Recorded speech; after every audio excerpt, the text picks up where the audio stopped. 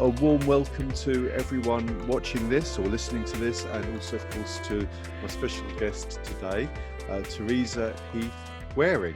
So it's great to have you on the show, Teresa. So just to say a little bit about you, there's various snippets of what you do. You seem to do a lot of different things. I do. So on your LinkedIn page, you say you help business owners, coaches and freelancers achieve business growth and get out of marketing overwhelm by online group coaching and step-by-step training with your online academy. You're also an international keynote speaker and podcaster. And on your website, you say that you empower amazing entrepreneurs to start and scale their online businesses.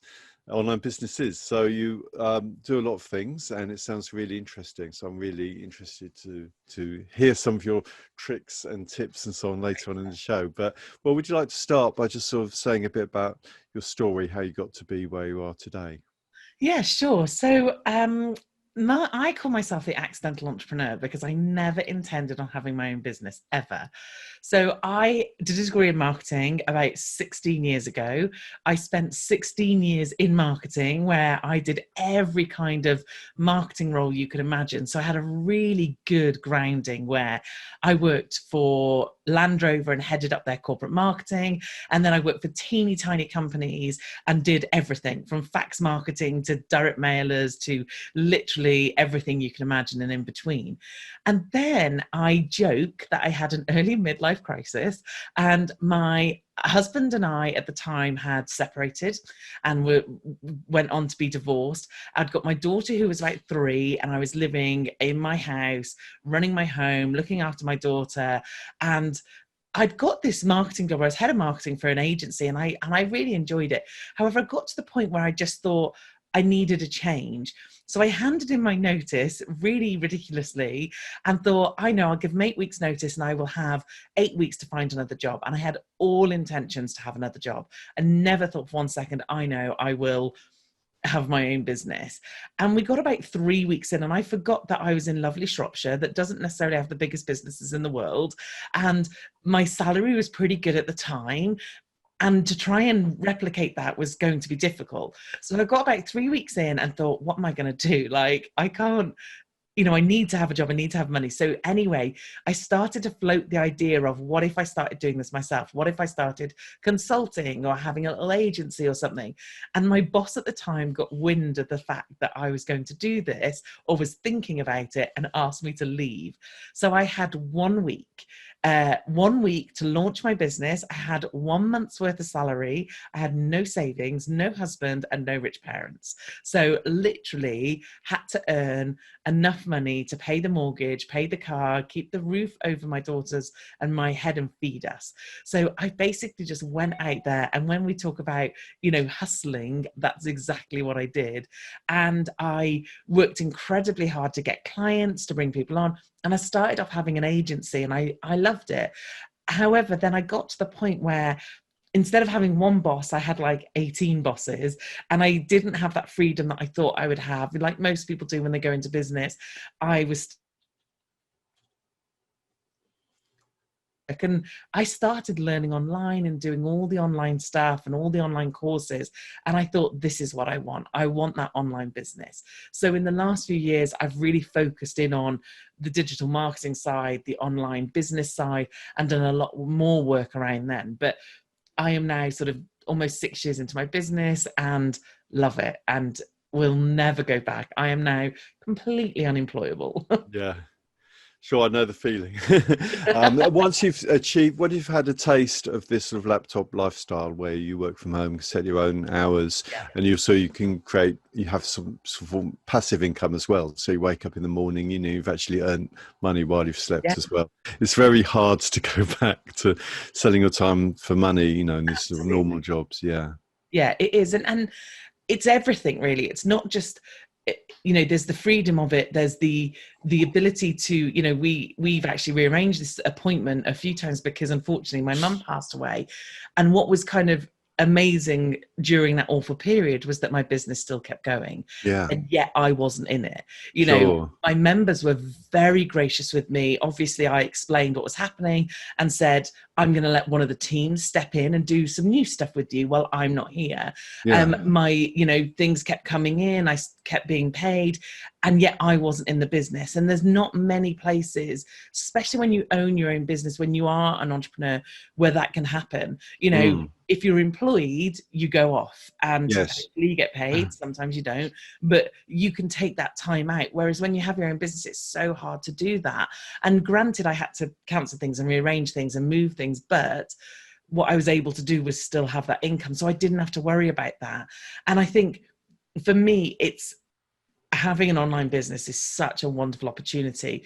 It's also hard work. And I think there is a myth of, get an online business and put your feet up. And it's like, if only that was the case. Yeah. But it does afford you some freedom. But also I find although it's work, it's not really like work. It's not like going to a proper job and having all that stress and stuff and thinking, oh no, it's Monday morning. It's actually the thing I do, which I love the most, is just sitting at my computer and sort of working on my business. And you're right. And I joke on my website that I don't have any hobbies other than drinking gin and packing. Which, to be honest, are my two favourite things. Sure, and, you know, and I'm like, I adore what I do. I love what I do. So because it's about sort of helping other people. Yeah. It's about expressing yourself, and it's trying to sort of work out, different ways, different strategies. How can I do all this better all the time? So exactly, creative. And I love to help people, and I love to hear how, what I can do. And the other thing is, if you've chosen online business that is your passion, it is easy. It's not, it's not, you work hard, but it doesn't feel like hard work. Which obviously I have. One of my things is a membership. They're like, could you literally get up every day and talk about this thing? And it's like, without doubt, like it would be the easiest thing in the world to do. And it is. And it's got to be like that. If you're going to have that kind of online business, you've got to know that you can get up every single day and talk about the business you're in. Sure.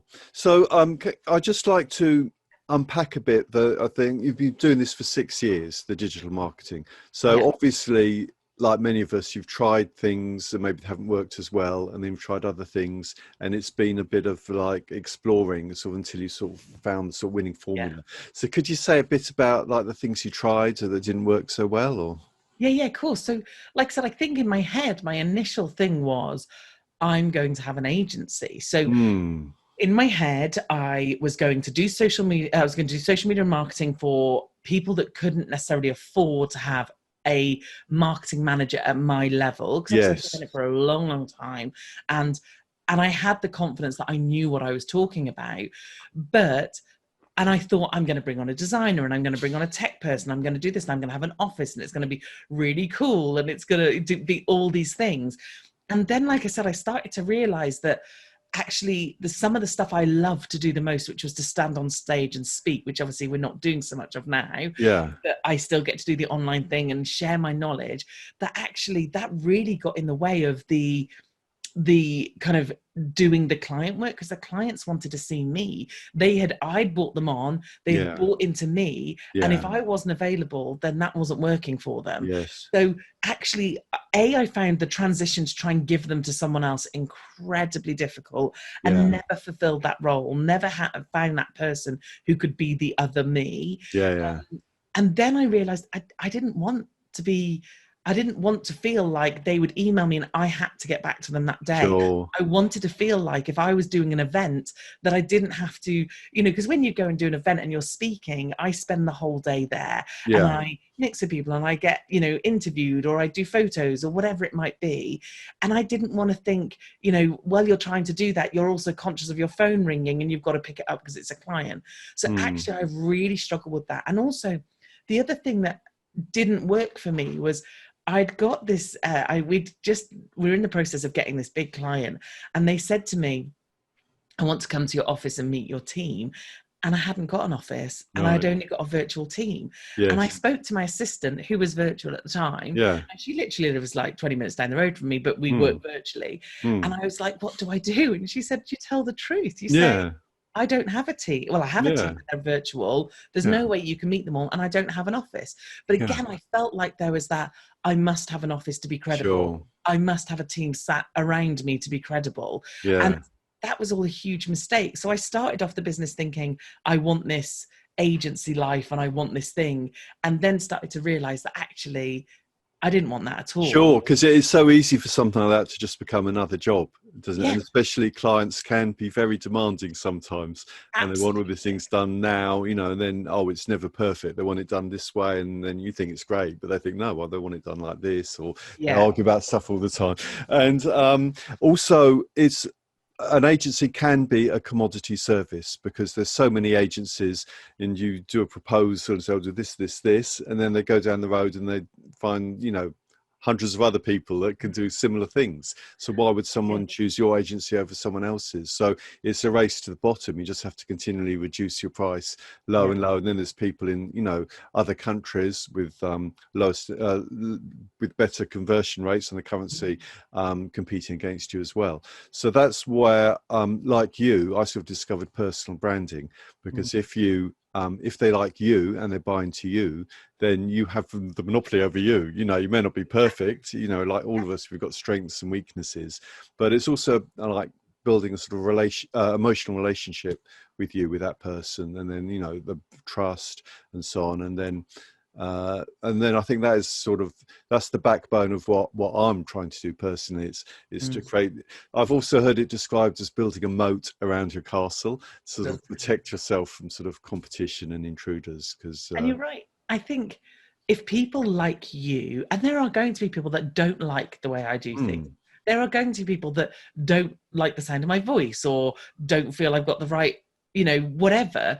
And that's absolutely fine. And I think when you have, and I'm always a bit I struggle saying personal branding, because I feel like, I don't know, that maybe I sound a bit egotistical, but when you do have a personal brand, there's a real confidence that comes from, if you love me, great. If you don't, absolutely fine as well. Sure. And I think that's the step of now I'm in, and I feel really happy about that. Yeah, and I know. And at first, people are maybe a bit scared of being visible because they just assume that everyone's going to hate them. Yeah. But, what I found is obviously there are people who don't like you or think you're stupid, but the vast majority sort of do really like you, and you get all that sort of positive, support and emotion and so on. So which is really rewarding. And you attract your tribe. So that's what happens. Yeah, you I get your own attract little, people who are like me.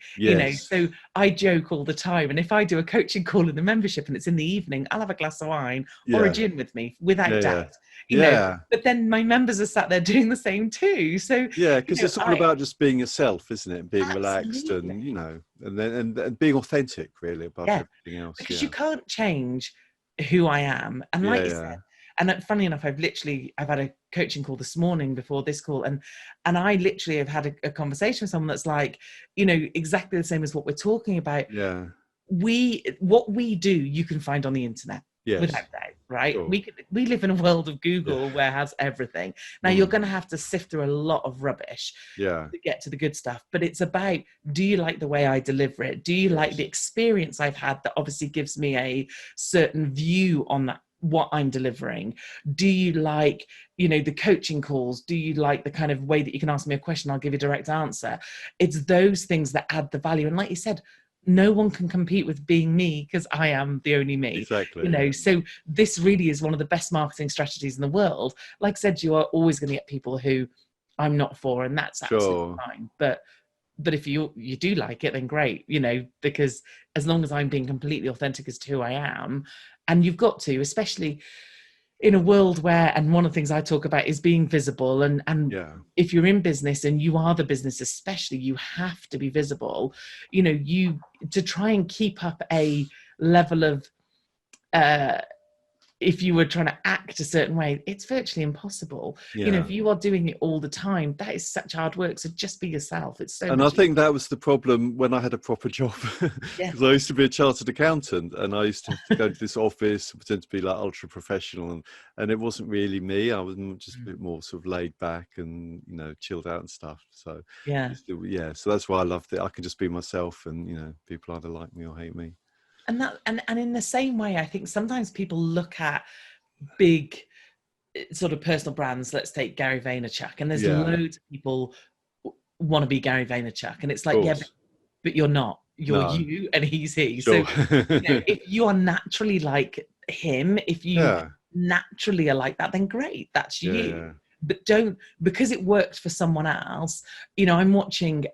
So obviously, Instagram have done Reels, which is a competitor to TikTok, and I watch all these people doing all these Reels. And I said to a friend, a business friend, the other day, and my husband, I was like, do you think I should do Reels? And they were like, no. And I'm Mm. like, thank God you said that, because I don't want to do Reels. But the thing is, you start looking at other people, thinking, well, if it's Sure.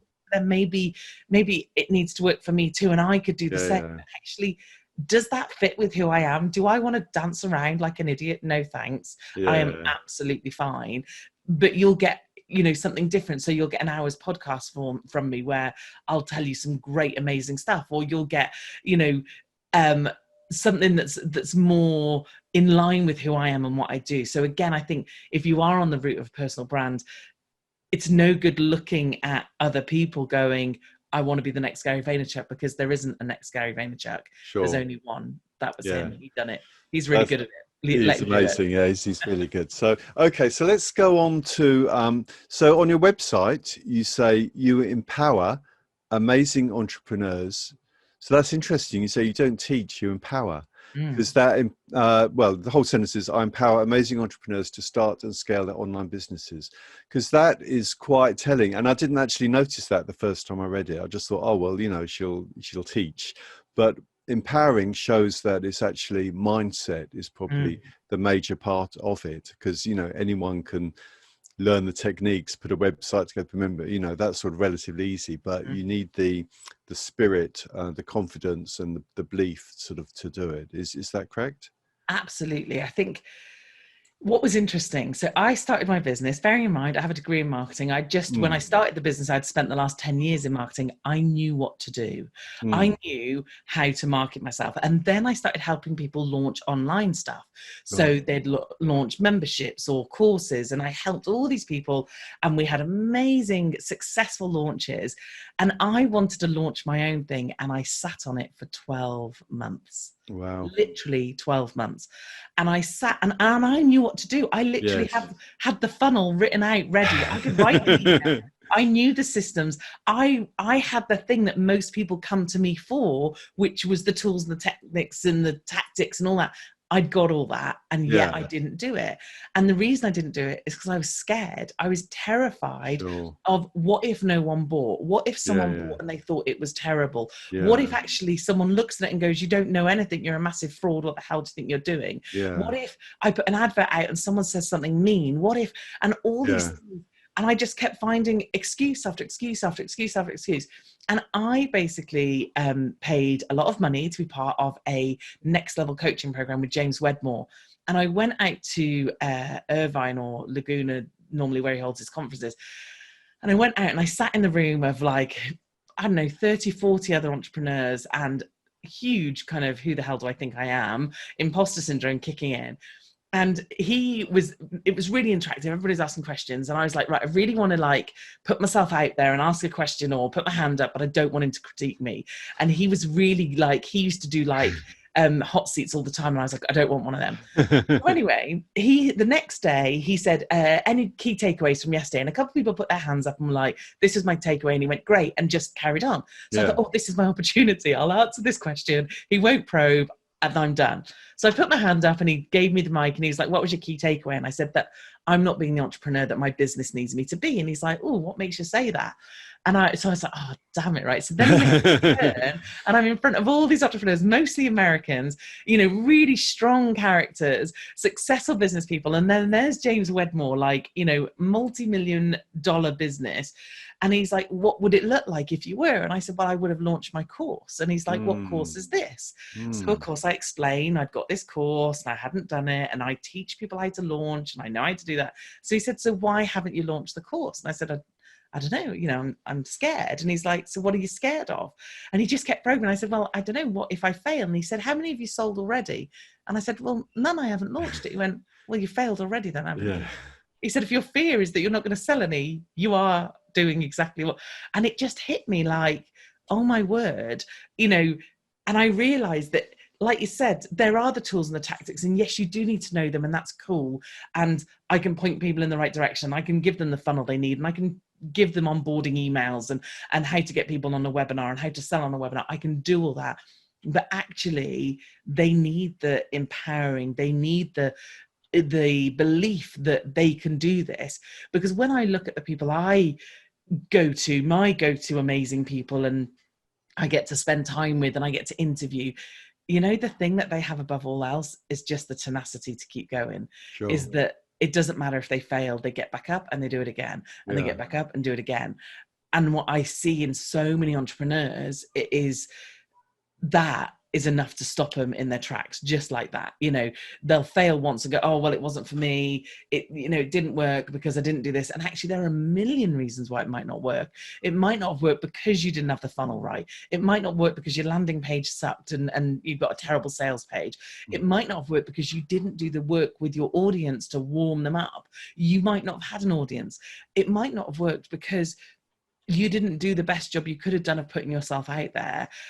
And it might not work because you need to do it again, but it's having that strength and that ability to go, I'm really resilient, I can do this again. And the other thing I love about when I look at the successful entrepreneurs is when we find them, we think, oh, they were overnight successes, because we find them when they're successful. Yeah, so that's right. How did they get there? Like, how can Jasmine Star have like 300 and something thousand Instagram followers? And what you have to do is you have to think about how long they've been doing what they've doing when they showed up and no one was watching. So Jasmine does a live or used to do a live every week on her Instagram page. And, Jasmine would show up regardless of whether anybody was watching. Right. And she just kept doing it and doing it and doing it. Whereas what would happen with probably 70, 80% of entrepreneurs is they will show up once, twice, 3 times and go, oh, this didn't work. Oh, that's not working, and just give up. And it's like, no, that's not the case. You've just got to have this unwavering belief and faith that this is the thing you're meant to do and where you're meant to be, and just keep doing it and it will come. Sure. And I found personally also a good way of starting to do that, start to get that confidence, is to start helping people for free.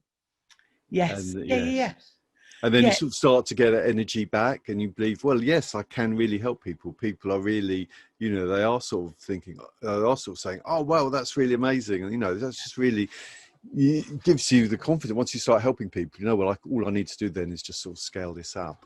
Yeah. If you are brand new to starting this journey, then you need to know that you can do it, because you've got to know that you've got a viable product. That's right. You need to know that we can actually help people. And B, you need those cheerleaders. You need those people in those early days to be like, this really worked for me. This person's amazing. Yes. And I think what's really interesting, especially when people first start off, is so I had one of my members in the academy, she opened a membership and one person joined. Okay. And normally, everyone would have been like, oh my God, that's awful. All this effort for one person. Yeah. And she came on a coaching call and she went, what do I do? And I said, you love that one person. Yeah. You literally love them. You work with them. You thank them, be grateful for them. And you find out, why did they come to you? And what was it why were they inspired to buy this thing from you? What help did they need?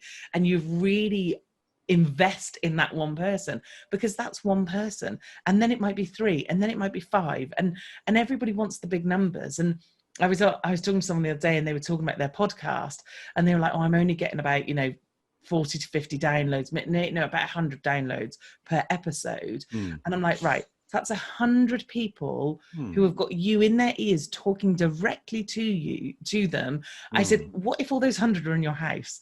That is a lot of people. And yet we look at some of these big, huge Gary Vaynerchuk type people and think, well, if it's not 5 million, it's not worth it. And it's like 100 people who potentially you are making a big difference to their life. Yeah. So every little bit of anything, if anybody sends me a DM, if anybody tags me in anything, if anybody emails me, from day one to forever, I will be so grateful, and I will reply to them, and I will thank them, and I will share their post, because it's like, you've got to look after all those first teeny tiny numbers in order for them to grow. It's the people who look at the kind of 1s and 2s and 3s and go, well, it's not enough. Well, it's like, how about loving those people first, and then they'll help you get bigger. But if you're not going to invest in those 1s and 2s and 3s, you're never going to get to that point. Yeah, that's interesting. So, so can you sort of, so if someone came to you and said, oh, I'm new to this, if you were to sort of summarize the basic strategy without going into sort of massive detail, it's all about sort of creating a course, creating traffic, creating a funnel, sort of. Is that right?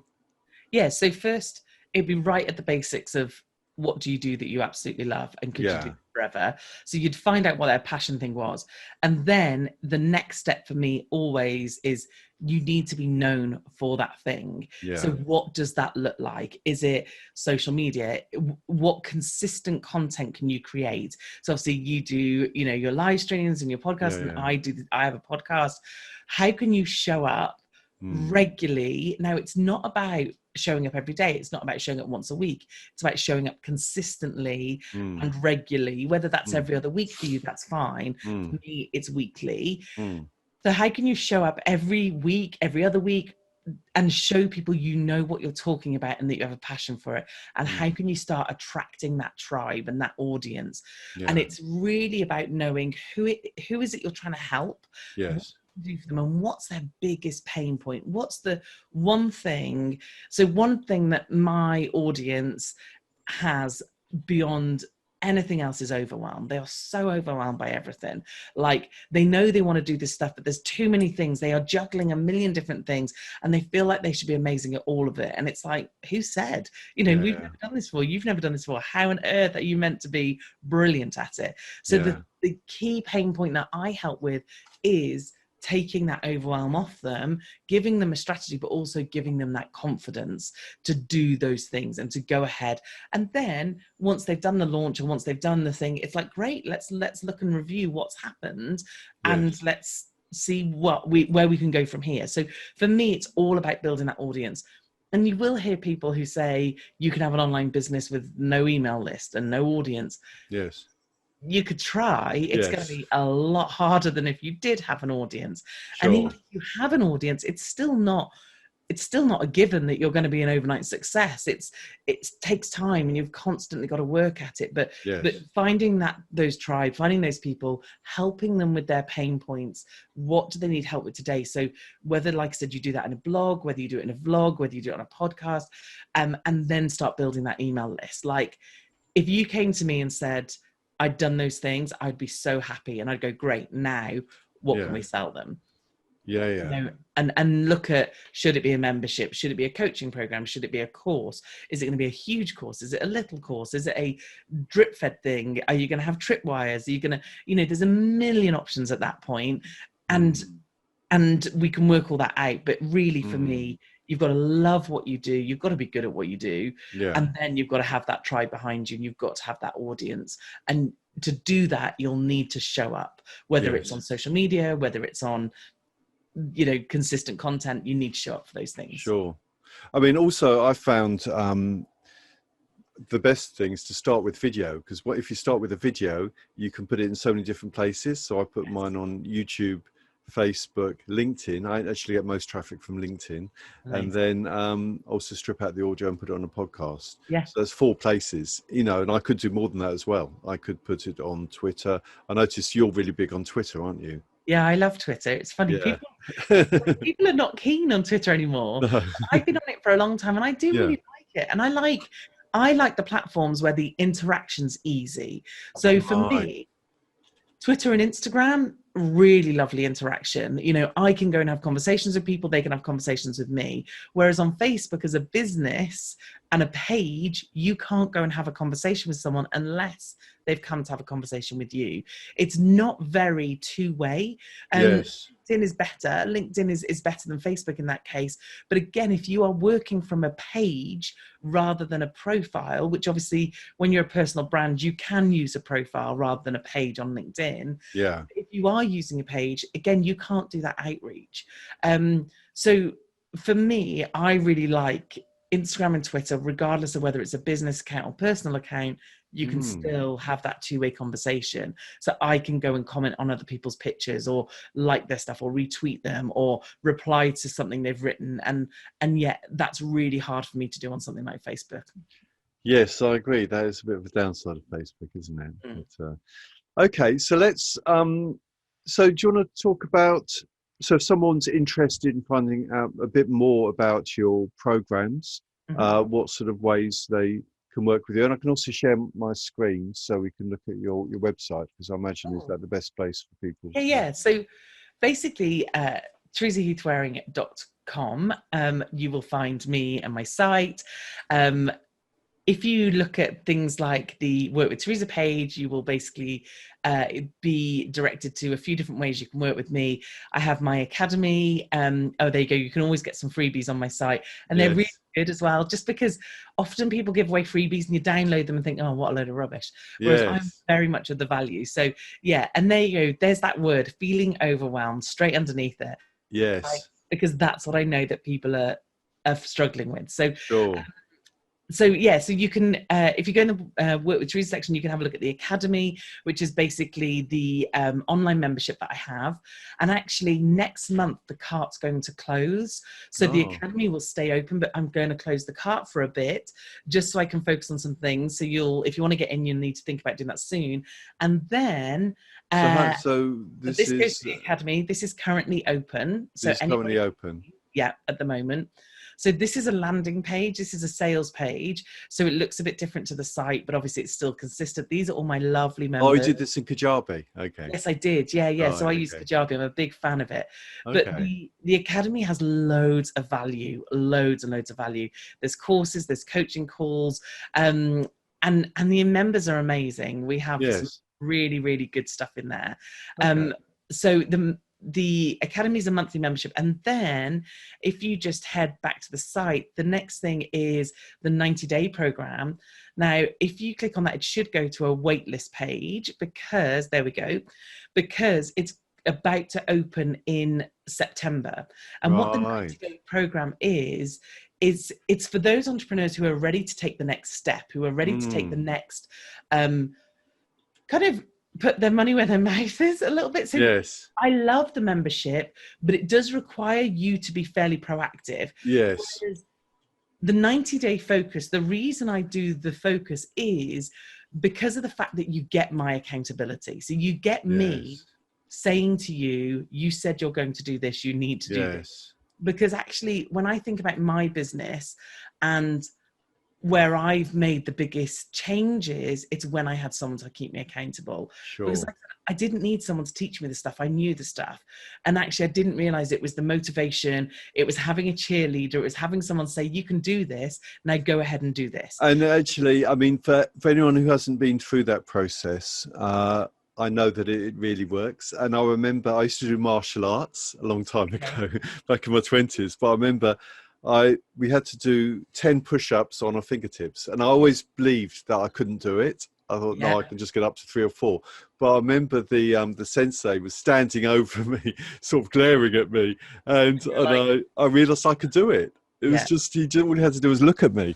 It was incredible. And also, I was in this other sort of mastermind program, and that was like a year-long program. But I remember every 2 weeks I had a call with a coach, and I just, and then in that call, I'd sort of say, well, what are you going to do the next 2 weeks? And I'd say all this. And then I knew I had another call with him in 2 weeks. And I just, although he was never mean to me or anything, I just knew, I just sort of felt, well, it'd be a bit embarrassing to say, well, I haven't done anything. So And just also, that little subtle sort of social interaction yeah. gave me the motivation I needed to push, because we've all got resistance. And it's amazing how something subtle like that can really help you. And having that conversation. So when someone sits there and says, you know, I want to launch this, but I'm not ready yet. And it's like, okay, so what do you think's going to happen? And they start talking through all their fears. And then you're able to go, no, whatever, fine, you know, in a really nice way. Like, so often the thing that holds people back is they don't want to put themselves out there. They're scared of putting themselves out there. And it's like, do you know what? The day that someone says something mean, you will actually be pleased, because it means people are seeing your stuff. Like, that is not a problem. And I think that's a really a fear that everyone has, but it's completely unrealistic. You know, they look at maybe big people who are getting absolutely slated online, and they think that's going to happen to me. Well, no, because no one cares. Like, in the nice sense of the word, they don't. Like, you know, you're not that big yet, and when you are, you'll hopefully then have the confidence to go, do you know what? I do help people, and I am good at what I do. And if they don't like what I do or how I do it, then that's up to them, and that's fine. And also, we need to be really realistic, right? This is the way I deal with it, because I have had some stuff. I had someone write an entire blog post about me once. Like, I'm not even kidding. This woman took a real dislike to me. But then I have to go, well, what's happened in their life that they feel the need to go on and say mean things? Like, you know, because you know what? As a fairly grounded, normal person, I am pretty happy that I don't feel the need to do that. So if anything, I feel for them and think, well, that's a real shame. And then I block them. And then I go, I don't need that in my world, so that's cool. But like I said, I rarely get it, and people rarely get it. So being able to hear them say these things to me, and for me to give them real kind of, right, this is the truth. In your head, you're telling yourself this is the actual truth. Sometimes I have to take it right down to, will anybody die? Like, you know, when I've had to do things that are really scary that maybe I've not wanted to do, or I've really struggled with, I've literally had to sit there and go, will I lose my house? No. Will anybody die? No. Will I be able to put food on the table? Yes. Like, so one of the questions that James asked me was, if you launch and no one buys, what will actually happen? And it wasn't really something that I had necessarily given that much thought to. And he's like, how much money will you lose? Will you lose all the money that you've got? And I'm like, no. So I'll probably put some on Facebook ads, but you know, we're probably talking like maybe couple of hundred tops. And he's like, so you could afford to lose that if that happened. I'm like, yeah. And he's like, so you won't lose all your money. And, you know, does that mean you can't pay your mortgage? No. Does that mean no? And just having someone have that conversation with you basically brings all your walls down, and you're like, so really, I've got no good reason then, have I? And it makes you realize that you can do this. And then with that support, and then with me saying to them, right, great, so let's take these steps. And then once we've done that, let's take a few more. And like you said, which is really funny about, you know, you felt like, oh, I've got to do it. Again, I never shout at anybody the day before. So part of the 90-day program is you get some group calls, very small, no more than 10, and all amazing entrepreneurs. You get group calls, and then you get a solo call with me in between. And you know, like I said, I will give you very direct actions to say, right, you need to achieve this with you. I'm not going to push someone if I don't think they can achieve it. But then, like, what happens is the day before their next call, they'll email me going, oh my God, here we go, I'm so sorry. And it's like, and then I get on the call and they're like, I'm so sorry, I already said it last night. And it's like, but the point is you did it. And if you hadn't have got that call with me, would you have done it? Be honest. And they're like, no, not in a million years. So we all do. I need it. I have a coach. You know, we all need to have that accountability somewhere for us to show up and do these things and get this work done. So I love both the Academy and the 90-day program. It is interesting, isn't it, how we need other people? Because a lot of people, I mean, I always used to think, oh, I love computers, I love the internet, because I don't have to go to work. I could just sit in my room all day and make money. And I never used to work with other people at all. But recently, especially started doing this show and stuff, and you know, having different teachers and also starting to help people, I realized it's actually, the internet is actually a people business, and we need other people. We are social beings. We can't do things, well, we sort of can do things a bit ourselves, but the working with other people, having encouragement and so on, and teaching people, and just sort of moving into a community can just really make an incredible difference, and can be the difference between sort of incredible success and total failure, really, which is amazing when you're sort of doing the similar things. It's just that you are doing them sort of because sometimes you just need to do things at a different level. You just have to, as you say, it might just need to do one extra thing, or to do something a bit better, or to just get out there a bit more. Just like because of the scalability of the internet, can make a massive difference. And you're right. I think in our head we can think, oh well, I've got everything I need. I've got the internet. I've got a course, or I've got a whatever. But the truth is, like I said, I sat there and I had all that, and I didn't do a single thing with it. That's right. And it took another human who's been there, done it, got the t-shirt. And I think that's the other thing as well. I often see, and you must see this, online, people saying, I can help you do this, and I can help you. In fact, I saw something the other day about how they can use Instagram to basically grow your business. And I looked at their Instagram and I was like, that's weird, because you've not got many followers. Yes. You don't appear to be getting much interaction. And it's like, you need to find people who are doing it, who have gone through it, who have sat at the end of a webinar waiting to go live thinking, oh my goodness, what if no one turns up? Yes. And then when people do turn up, how do you manage that? And getting it wrong. And I did a live in my membership the other day, and I was using Be Live, and it didn't share my screen, and I couldn't get it to work. And I was like, what is going on? And I was like, right, I'm really sorry, guys. I'm going to have to come off, and I'm going to have to come on again. And I did exactly that. And when I went back on, I was like, any of you sat there thinking, oh, I don't want to do a live because what if it goes wrong? I've just done it. There we go. I've done it for you. If I can do it and make a mess, then you can do the same. Sure. Because we're all human and we all make mistakes. So again, it's like seeing those people go through those motions and take those steps and have done this and are where you want to be. So I go to people like Michael Hyatt, I go to Amy Porterfield or James Wedmore, because they're now at the level I want to be at. So, and I noticed, speaking of Amy Porterfield, you actually had her on your show, didn't you? Yes, we're friends. Really, which really impressed me. So, so in fact, out of everything, because I spent a little while researching you, looking at all your social media assets, and that was really what struck me the most. And also, of course, Dean Graziosi, he's a really good name. He's massive. So how did she come on your show? You in her program then, or like in a circle or something like that? So when I started my podcast, I was at some conferences, and Pat Flynn was there, obviously a big podcaster. Sure. And he was talking about, or someone asked the question of, how do you get people on your show? Yes. And he gave a few bits of advice. And firstly, he said, get really good at doing the podcast before you have anybody on your show. Like, so he recommended doing quite a few episodes before you had anybody. Yeah. Because one of the questions was, you're trying to get people on your show. And normally the question they ask is, well, how big's your show? Yeah. Now, I'm really open in the sense of there's very little I will say no to if I have the time. Right.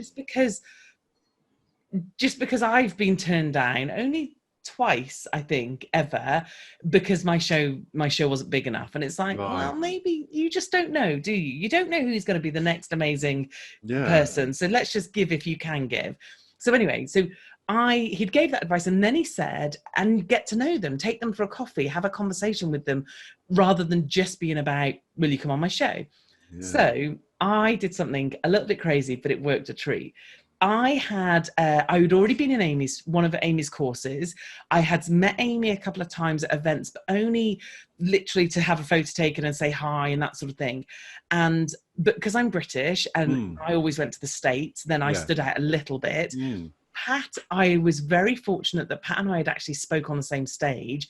So he was speaking at an event that I wasn't. He was right before me. Right. So I was in the green room with him. So again, I'd had a bit of a conversation. He knew just about who I was. Yes. And then I went to this event and I saw him anyway. So I got back home and I started the podcast, or it'd gone live, and I got to, 20 odd episodes, which obviously is 20 odd weeks. It's a fair old length of time. Yeah. And I thought, right, I want to start interviewing, but I want the big names. So I decided that I wanted Pat and Amy first, which is big ask because they're Sure. huge and they say Yeah. no to lots of things. Yeah. So anyway, I contacted Pat via Instagram. I did a video message and I sent him a DM and I did this video saying, hey, Pat, it's Teresa. I hope you're well. So again, he can see me, he can hear me. Hopefully it's starting to ring some bells. And I said, Pat, I saw you speak at Traffic and Conversion and you said, take people for a coffee. Now, if you want to build a relationship with them, now that's really hard to do when you live 5,500 miles away. Yeah. So I'm going to fly to the States to take you for a coffee. Will you meet me? Wow. And I did, right? Wow. And so I gave them some dates where I was going to, and I wasn't planning on going over for any other reason. This was the only reason I was going. And I spoke to him and said, will you meet me? He immediately came back and said, yes. So we booked him in for the Wednesday and I did exactly the same to Amy. And she took a bit longer, because the relationship wasn't as strong there as I'd known Pat. But anyway, she eventually came back and said yes. Both of them said, I've got an hour. I was with both of them for 2 hours separately. Pat took me to his studio. I saw his offices. I saw his whole like YouTube setup. It was amazing. I went in his Tesla. We just got on like a house on fire. And my idea was, I wasn't going to ask them to come on the podcast straight off. I thought I'll meet them for coffee. I'll start building that relationship. If it goes well, when I get back to the UK, I will say to them, is there any chance? Right. But the truth was, I didn't even have to ask. I sat there and both of them separately, it was almost like the same thing. They both separately said to me, you know, how's things going? I was like, good, podcast is on episode 20 something. I want to start interviewing people. I said, and they said, oh, who have you asked? I was like, no one. And they said, why haven't you asked? And guess why I hadn't asked? Because I was scared. Sure. I was scared they would say no. And what would that say about me? Well, it says nothing about me. And that's the truth. It's not about us. So anyway, he said, well, I said, I've got a list of people. And Pat actually said, and Amy, like I said, it was weird that it was so similar. They were like, well, if I'm on the list, let me know, I'll do it. And I was like, oh my goodness. So I was like, you're top of my list. Right. So that was it. So I had Pat and I had Amy. I got back to the UK. I recorded both those episodes. And then I looked at their circle. So Pat and Amy are good friends with Rick Mulready. They're also good friends with Jasmine Starr. Jasmine Starr and Amy are good friends with James Wedmore. And I joined James Wedmore's group as well by that point. Okay. But basically I looked at their circles and I thought, who knows them? So and now what happens is I get loads of requests in now for podcast guests and we have a process of where there's lots of questions and then the team filter some of them out. And it's got to be a good match for my audience and that sort of thing. So I'm not asking as many people as I used to, but when I do want to ask someone, I literally go, I think my audience would be perfect for you. So it's always got to be about them. You know, this audience is a great audience for you. These are the people you want to attract. And then I say, and you'd be in great company because I've had, and the minute I list out Amy and Pat and James and Jasmine and Dean Graziosi. In fact, can I just tell you how Dean go on, because this was crazy. Now, when I first started my business, I was not woo-woo in the slightest. And when I talk about being woo-woo, I talk about manifesting and meditating, journaling and all this sort of stuff. And as the business has progressed, and especially doing work with James Wedmore, because he is very woo-woo, I've been doing a bit more of it and I actually really like it. And so I am now a bit more of a believer of what you put out to the universe, you get back. Again, I've done stuff with Tony Robbins and he is like, where your focus goes, your energy flows and all this. So this one day I'm sat on a Zoom call with some friends during lockdown and I'm chatting to them, work friends, and I'm saying, I could really do with something like amazing on the podcast. Like I've had some amazing guests, but, and I'm not really sure where my next level is or how I get to it. Like my dream is Brene Brown, like, and Tony Robbins. That would be amazing. Not together necessarily. But, so, you know, I'm sat there like, I really, really need a good guest. Who could that be? I'm not sure.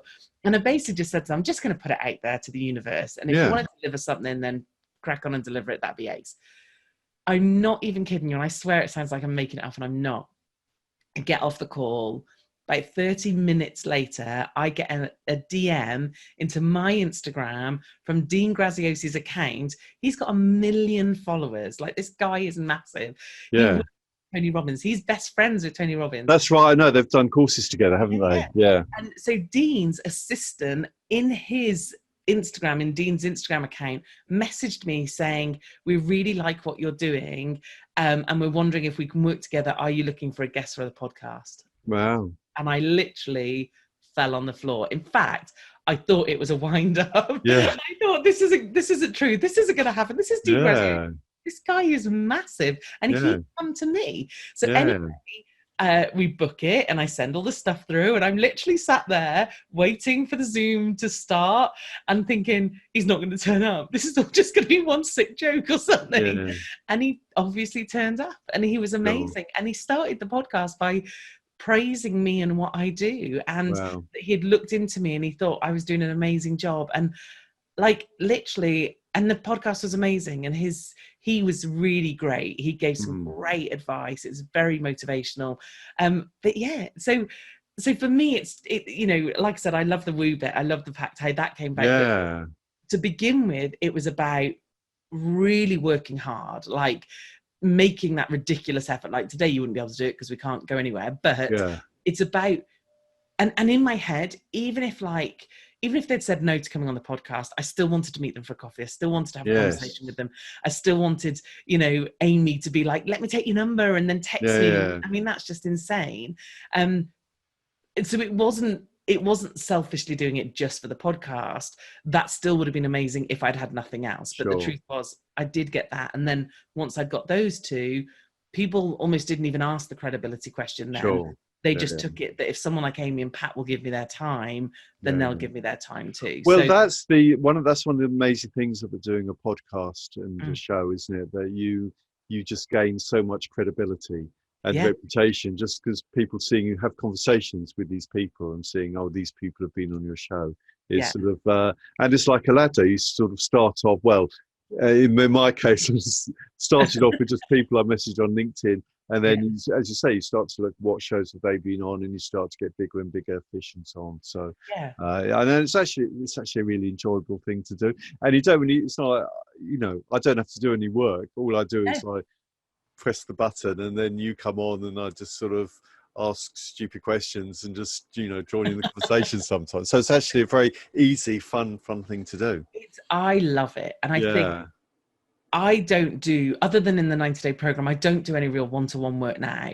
Oh, really? But like, in terms of, you know, again, you couldn't get the likes of Amy or Dean or James on a one-to-one. There's no way. Like, the fact, and Michael Hyatt, like, you know, the fact that I get to sit and talk to Michael Hyatt for a whole hour and pick his brain and ask him questions. And often I love it when I can be a little bit selfish and think, oh, I really want to know this. Tell me this. Well, I tell you, and I've learned, I think I'm on episode 24 now, and I've just learned so much just from asking, because everyone's got their own way of doing stuff. And if you think of a question, just say it and get the answer. I mean, I've learned so much from you today. It's been amazing because when you're watching other people's podcasts, you just get what other people want them to talk about. But that's the beauty of it. You can ask your own questions. And like I said, when would I have had an opportunity to get all those people to Zoom call and have a cost you a fortune, wouldn't it? Unbelievably, you know, whereas actually, and to build those connections, so then they now know who I am. You know, so Jasmine, that one of the last events I went to and Jasmine was there, you know, or if she DMs me, she'll say my favorite British person and all this kind of thing. And it's like, you know, because we know each other now, because we sat and had a conversation for an hour, and therefore it's not just about the content that you've created. It's loads of things. For me, I think, well, without doubt, the podcast for me was a game changer. Like, to be fair, it's the hardest work. You know, it's tough getting everything out every Monday, getting good guests, thinking of what to say for the following week. So I'm on episode 133. Wow.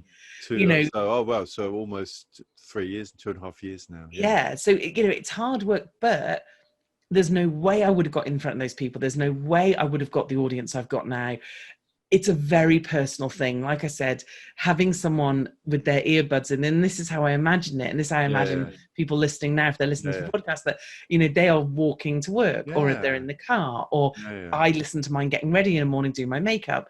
It's a really personal thing, isn't it? I think it's great. It is. And so is it just the audio you do, or do you publish the video anywhere? You just do the audio? You know what?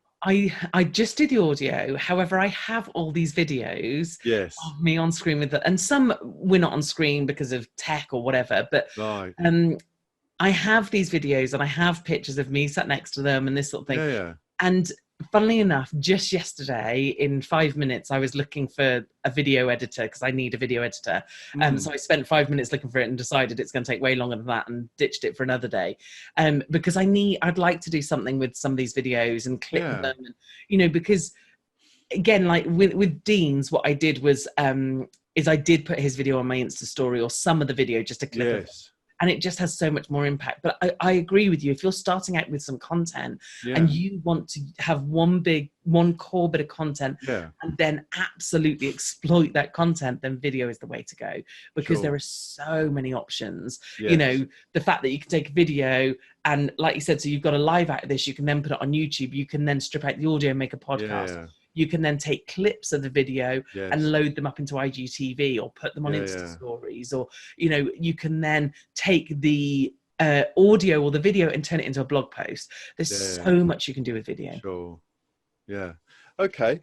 So we've only got a few minutes left. So I'm respectful of your time. I'm sure you're very busy, and our guests as well. So, is there anything you want to say as like a sort of closing message or anything like that?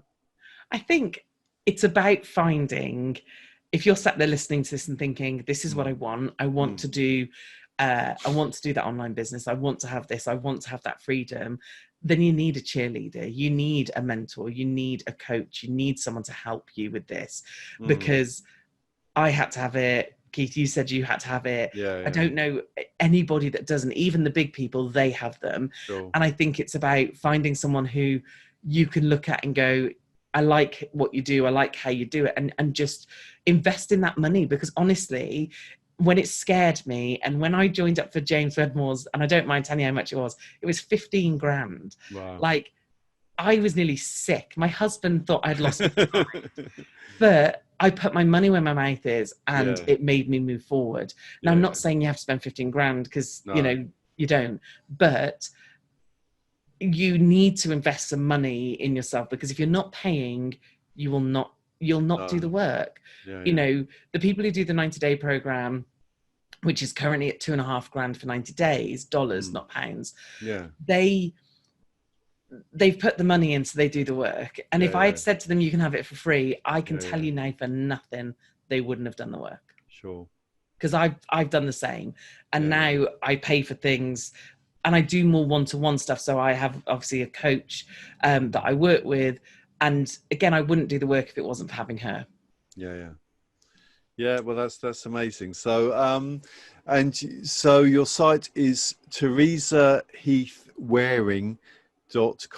So that's, I suppose it's a blessing and a curse sort of having a name like that, because it's a unique, you got the .com, but it's sort of quite hard to spell. Oh yeah, there's a lot of, like, when you get the spelling, you'll find me everywhere. You just, because there's lots of room for error, like Teresa, sometimes people put an extra H in there, don't they? No and H where you've got an E in there. But obviously I'll put the link, I'll put the link below so they can just click on it and find it. So yeah, it's been lovely speaking to you. And Thank you. yeah, it's nice to speak to someone in England, because I was speaking to someone in America yesterday, and so it was always with the time zones, it was a bit hard to working it all out. But and your program does look fantastic. I shall definitely look into it and look at your website and look at your content, and also subscribe to your podcast. Thank you. So I'm definitely going to listen to those two anyway, the Amy Porterfield and the Dean Graziosi calls. I think they're going to be very interesting.